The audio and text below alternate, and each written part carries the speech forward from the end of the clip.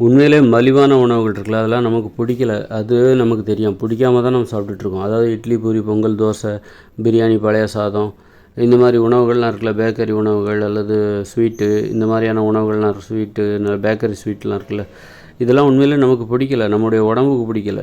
நமக்கு பிடிக்கலன்னா என்ன அர்த்தம்? நாமன்னா யார்? நம்முடைய உடம்பு தான் நாம.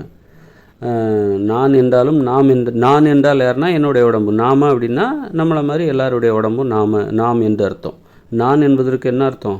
எனது உடம்பு அப்படி. நீன்னா யாருன்னா நீங்கள் உன்னுடைய அப்படின்னா என்ன அர்த்தம் அப்படின்னா, நீங்கன்னா நீ என்றால் உனது உடம்பு, நீங்கள்னா உங்களுடைய உடம்பு. அப்புறம் உங்களுடையது அப்படின்னா உங்கள் அப்படின்னாக்கா உங்கள் உடம்பு, 2-3 பேர் சேர்ந்த உடம்பு, அதான் பன்மை. அதனால் நமக்கு அந்த மலிவான உணவுகள் இட்லி, பூரி, பொங்கல், தோசை, பிரியாணி, பழைய சாதம், பேக்கரி உணவுகள், பேக்கரி ஸ்வீட் இதெல்லாம் பிடிக்கல அப்படிங்கிறது தான் உண்மை. நமக்கு பிடிக்கலன்னா நம்முடைய உடம்புக்கு பிடிக்கல. உடம்பு அதை ஏற்றுக்கலை. உடம்பால் அதை செரிமானம் பண்ண முடியல. அதிலேருந்து ஆற்றலை எடுக்க முடியல. அந்த உடம்புக்கு அது பிடிக்கல. உடம்பால் அது சகிச்சிக்க முடியல. அதனால தான் நோய் வருது. அதுக்கு என்ன காரணம்?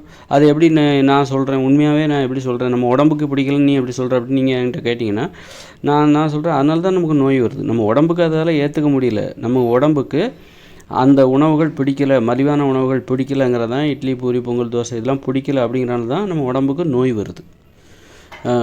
அப்போது உண்மையில் நம்ம பிடிக்காம தான் சாப்பிட்டுட்ருக்கோம். இந்த உணவுகளெல்லாம் இட்லி, பூரி, பொங்கல், தோசைலாம் இருக்குல்ல, இதெல்லாம் நம்ம பிடிக்கலங்கிறதே நமக்கு தெரில. பிடிக்காம தான் நம்ம சாப்பிட்டுக்கிட்டே இருக்கோம். அப்போது இதை பிடிக்கலைங்கிறது நீங்கள் கண்டுபிடிக்கணும். ஓஹோ, நமக்கு பிடிக்கலையா, அது நீங்கள் உணரணும். நமக்கு உண்மையிலே பிடிக்கல அப்படிங்கிறத நாம் உணரணும். நாம் சாப்பிட்டுட்டு இருக்கிறது உண்மையிலே நல்ல உணவு கிடையாது, அது ஒரு மோசமான உணவு, அது ஒரு விஷம்.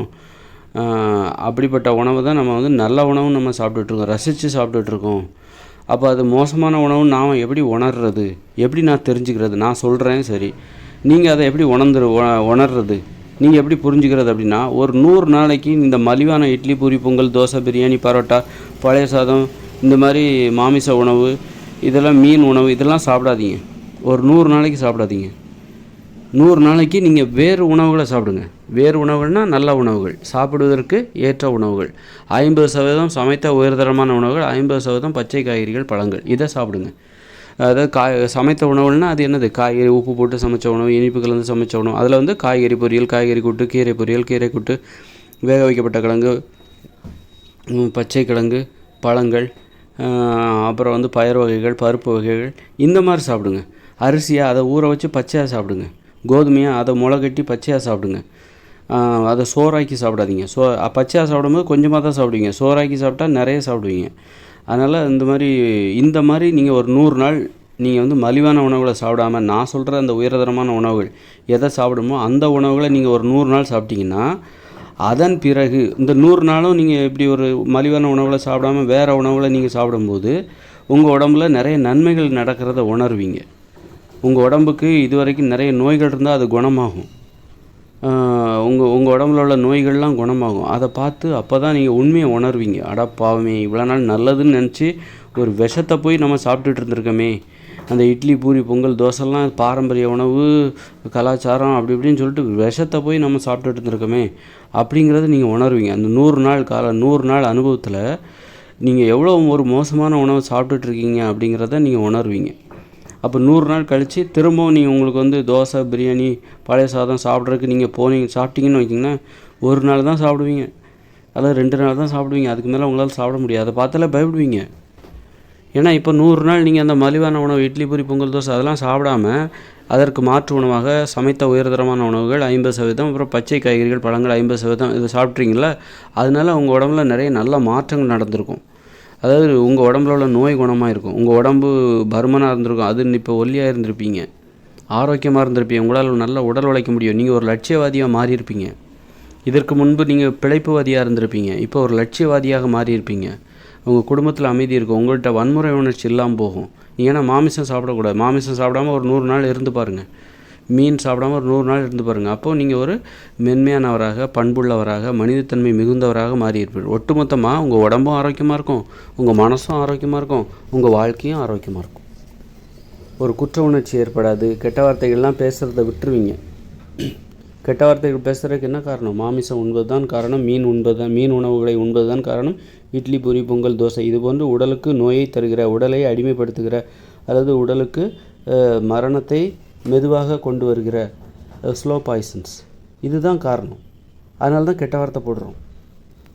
அப்போ நீங்கள் நான் எந்த உணவு சாப்பிடணும்னு சொல்கிறேனோ அந்த உணவுகளை நீங்கள் சாப்பிட்டீங்கன்னா சமைத்த உயர்தரமான 50% உணவுகள் உயர்தரமான உணவுகள் 50%, பச்சை காய்கறிகள் பழங்கள் 50%. அதை நீங்கள் சாப்பிட்டீங்கன்னா 100 நாளைக்கு சாப்பிட்டீங்கன்னா அதன் பிறகு நீங்கள் இந்த இட்லி, பூரி, பொங்கலை பார்த்தாலே பயப்படுவீங்க, பிரியாணியை பார்த்தாலே பயப்படுவீங்க, விஷத்தை பார்க்குற மாதிரி பார்ப்பீங்க.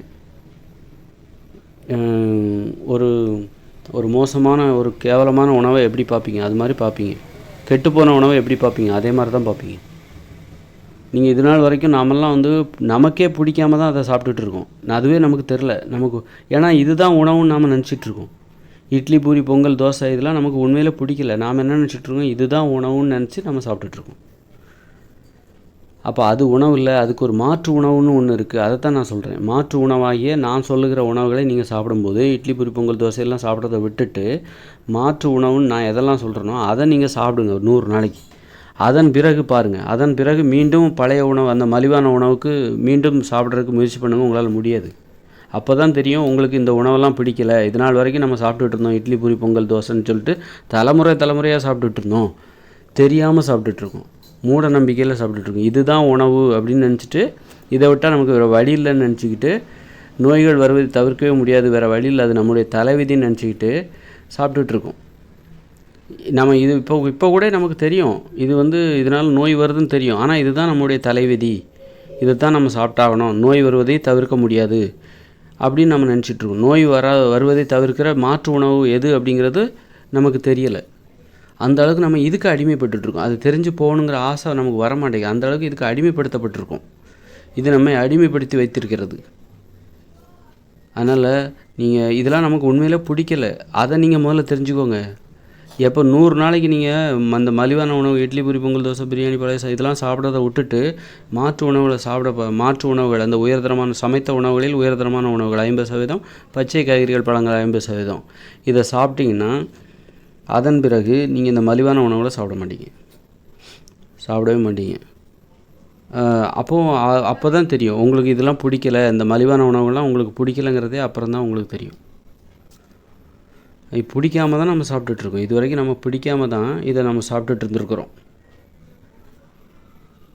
அதனால தான் பாருங்கள் நோய் வருது. நம்ம உடம்புக்கே அதை பிடிக்கல, அந்த உணவை பிடிக்கல, நம்ம உடம்புக்கு இறப்பைக்கு பிடிக்கல, மலக்குரலுக்கு பிடிக்கல, அந்த உணவுகள் நமக்கு பிடிக்கலை. அதனால தான் நோய்கள் வருது.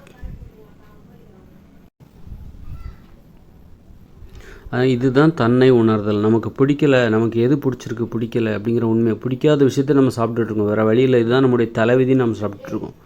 அப்போ அதை நம்ம உணரணும், அந்த நாம் செய்கிற தப்பை உணரணும். இதுதான் நம்ம தலைவிதின்னு நம்ம நினச்சி நம்ம தப்பு பண்ணிகிட்ருக்குறோம். இது மாற்று வழியிலையும் இருக்குது. திருடுறவன் இதுதான் நம்ம தலைவிதி அப்படின்னு திருடுறாங்கல்ல, கொலை செய்கிறவங்க, கொலை தொழில் செய்கிறவங்க.